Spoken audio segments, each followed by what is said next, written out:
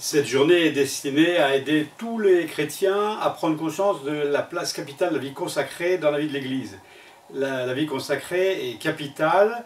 Je prends comme exemple que quand un nouveau diocèse se crée, le premier souci de l'évêque, ça va être qu'il y ait la présence de la vie consacrée dans le diocèse. La présentation de Jésus au temple, c'est Marie et Joseph qui font cette démarche d'aller présenter Jésus, comme c'est la coutume selon la loi juive, le premier-né, le sexe masculin, est offert à Dieu. Et donc il est consacré. Voilà. C'est-à-dire qu'on reconnaît que cet enfant est un don de Dieu et qu'on ne doit pas se le garder pour soi-même et qu'il doit être retourné au Seigneur dans l'action de grâce. Alors, si on a choisi cette journée-là pour la vie consacrée, c'est précisément parce que la vie consacrée, c'est cette réponse de l'homme qui fait de toute sa vie une vivante offrande à Dieu. Alors, on veut mettre en valeur ce geste de ceux qui consacrent toute leur vie en communion avec le Christ qui s'offre lui-même.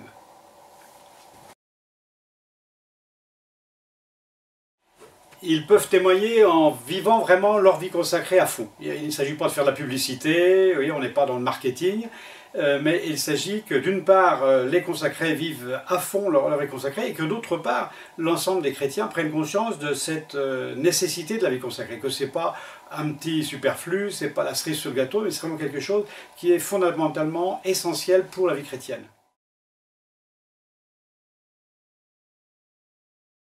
Alors j'ai envie de dire à tous ceux qui nous écoutent qu'il est capital de prendre conscience de ce que c'est que la vie consacrée. La vie consacrée, c'est rendre présente sous nos yeux la manière de vivre du Christ.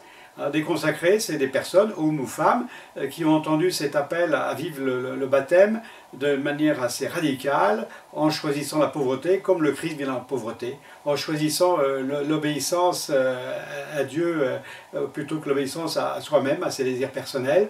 C'est le choix de la chasteté parfaite, en renonçant au mariage et en consacrant sa vie avec tout son corps au Seigneur. Et donc, en vivant de la sorte, ils rendent présente sous nos yeux la manière de vivre du Christ. Et c'est donc capital qu'il y ait cette visibilité de la vie du Christ au milieu de nous de façon aussi radicale.